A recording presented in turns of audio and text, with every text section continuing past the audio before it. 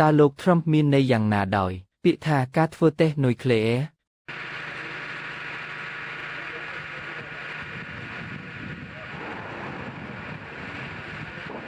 ប្រធានាធិបតី Donald Trump បានលើកឡើងនៅសំណួរកាលពីយប់ថ្ងៃពុធអំពីការហាមឃាត់របស់សហរដ្ឋអាមេរិកអស់រយៈពេលជាច្រើនទសវត្សរ៍មកហើយលើការសាកល្បងអាវុធនុយក្លេអ៊ែររបស់ខ្លួនដោយការបំផ្ទុះវាជាការរំពឹងទុកដែលអ្នកជំនាញនិយាយថាមានគ្រោះថ្នាក់ដល់ប្រជាជនហើយនឹងបើកទ្វារឲ្យស្ត្រូវសាកល្បងនិងធ្វើឲ្យអាវុធដ៏មានឥទ្ធិពលបំផុតរបស់ពួកគេប៉ុន្មាននាទីមុនកិច្ចប្រជុំជាមួយប្រធានាធិបតីចិនស៊ុយចិនពីងលោក Trump បានបង្ហោះនៅលើវេទិកាប្រព័ន្ធផ្សព្វផ្សាយសង្គមរបស់លោកថាលោកបានណែនាំក្រសួងសង្គ្រាមឲ្យចាប់ផ្ដើមសាកល្បងអាវុធនុយក្លេអ៊ែររបស់យើងលើមូលដ្ឋានស្មើគ្នាលោកប្រធានាធិបតីបានបន្ថែមថាដំណើរការនោះនឹងចាប់ផ្ដើមភ្លាមការបកស្រាយរបស់លោកប្រធានាធិបតីនៅលើប្រព័ន្ធផ្សព្វផ្សាយសង្គមសេតវិមានមិនបានបញ្ជាក់ថាតើលោក Trump បានសម្ដៅទៅលើការធ្វើតេស្តអាវុធនុយក្លេអ៊ែរដែលមានតែកូរ៉េខាងជើងប៉ុណ្ណោះដែលបានធ្វើនៅក្នុងសតវត្សទី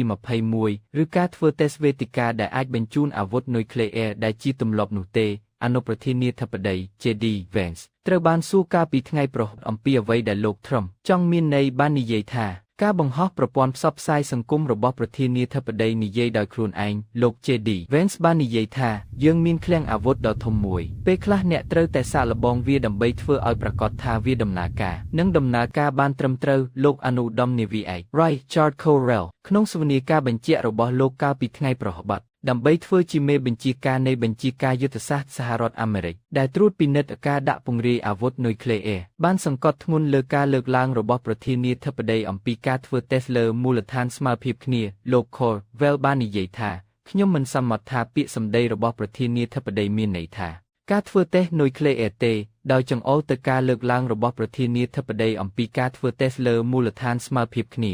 ទាំងចិននិងរុស្ស៊ីមិនបានធ្វើតេស្តគ្រាប់បែកនុយក្លេអ៊ែរទេដូច្នេះខ្ញុំមិនបានអានអ្វីចូលទៅក្នុងវាឬអានអ្វីចេញទេលោកបាននិយាយដោយបញ្ជាក់ថាសហរដ្ឋអាមេរិកនឹងមិនស្វែងរកការបន្ធូរបន្ថយការផ្អាករយៈពេល30ឆ្នាំលើការផ្ទុះតេស្តនុយក្លេអ៊ែរនោះទេទោះជាយ៉ាងណាក៏ដោយសារព័ត៌មាន ABC News បានសួរអំពីការបង្ហោះនេះសេតវិមានគ្រាន់តែនិយាយថាវាអាចជាករណីដែលលោក Trump កំពុងសម្ដៅទៅលើការធ្វើតេស្តដែលសមនឹងបទដ្ឋានបច្ចុប្បន្នការឯកភាពគ្នាលើការគ្រប់គ្រងនុយក្លេអ៊ែរនៅចំណុចប្រែប្រួលសហរដ្ឋអាមេរិកបានសាកល្បងអាវុធនុយក្លេអ៊ែរចុងក្រោយនៅឆ្នាំ1992មុនពេលប្រធានាធិបតី George H.W. Bush បានចុះហត្ថលេខាលើការហាមឃាត់ការធ្វើតេស្តនុយក្លេអ៊ែររួមទាំងក្រោមដីផងដែរសហរដ្ឋអាមេរិកនិងរុស្ស៊ីសុទ្ធតែជាប្រទេសចុះហត្ថលេខាលើសន្ធិសញ្ញាហាមឃាត់ការធ្វើតេស្តនុយក្លេអ៊ែរដ៏ទូលំទូលាយឆ្នាំ1996ដែលហាមឃាត់ការផ្ទុះតេស្តទាំងអស់ប៉ុន្តែសន្ធិសញ្ញានេះមិនមានសុពលភាពទេ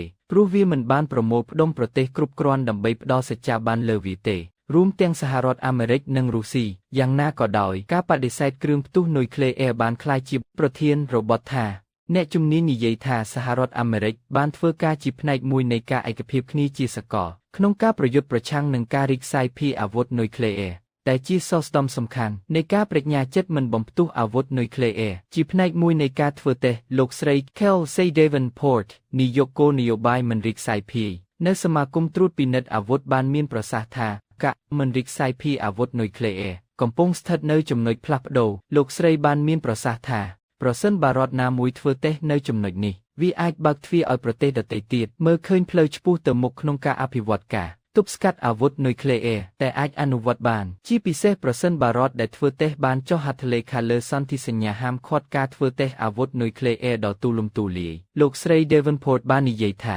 នោះគឺនឹងធ្វើឲ្យខូចដល់បទដ្ឋានយូរអង្វែងប្រឆាំងនឹងការធ្វើតេស្តអាវុធនុយក្លេអ៊ែរតែបានចងភ្ជាប់គ្រប់រដ្ឋលើកលែងតែកូរ៉េខាងជើង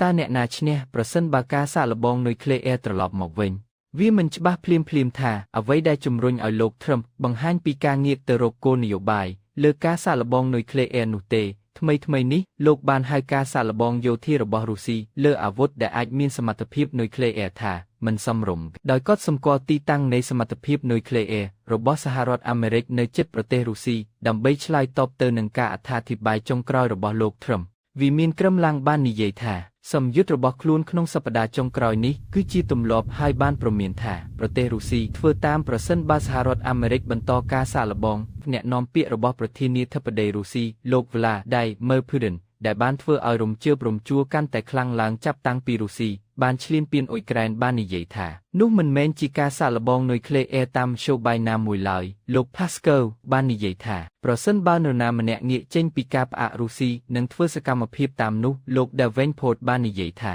ប្រសិនបើសហរដ្ឋអាមេរិកបើកទ្វារឲ្យមានការសាកល្បងនុយក្លេអ៊ែរគឺរុស្ស៊ីនិងចិននឹងមានឱកាសកាន់តែច្រើនដើម្បីសាកល្បងនិងកែលម្អការរចនាក្បាលគ្រាប់ទាំងនោះលោក Trump និយាយថាកូរ៉េខាងត្បូងអាចសាងសង់នាវាមុជទឹកដាល់ដោយថាមពលនុយក្លេអ៊ែរនិងកិច្ចព្រមព្រៀងពាណិជ្ជកម្មត្រូវបានសម្រេចលោកស្រីបានបន្ថែមថាអំណាចកុំព្យូទ័ររបស់មន្ទីរពិសោធន៍ជាតិសហរដ្ឋអាមេរិកពិតជាផ្ដល់ឲ្យសហរដ្ឋអាមេរិកនូវគុណសម្បត្តិនៅទីនេះប៉ុន្តែការបន្តការធ្វើតេស្តនុយក្លេអ៊ែរអាចអនុញ្ញាតឲ្យរដ្ឋដូចជារុស្ស៊ីនិងចិនតាមទាន់សហរដ្ឋអាមេរិកសមាជិកព្រឹទ្ធសភាយ៉ាក Reid ដែលជាសមាជិកព្រឹទ្ធសភាជាន់ខ្ពស់នៃគណៈកម្មាធិការសេវាកម្មប្រដាប់អាវុធបាននិយាយនៅលើ Capitol Hill កាលពីថ្ងៃប្រហ័សថាលោកនឹងយកមតិយោបល់របស់ប្រធានាធិបតីតាមតម្លៃមុខគឺមានន័យថាការធ្វើតេស្តផ្ទុះនុយក្លេអ៊ែរគីលោក Reid បានកត់សម្គាល់ថាសហរដ្ឋអាមេរិកបានធ្វើតេស្តនុយក្លេអ៊ែរជាង 1000 ដងក្នុងសម័យសង្គ្រាមត្រជាក់ច្រើនជាងរុស្ស៊ីរាប់រយដងនិងលើសពីការធ្វើតេស្តសរុបចំនួន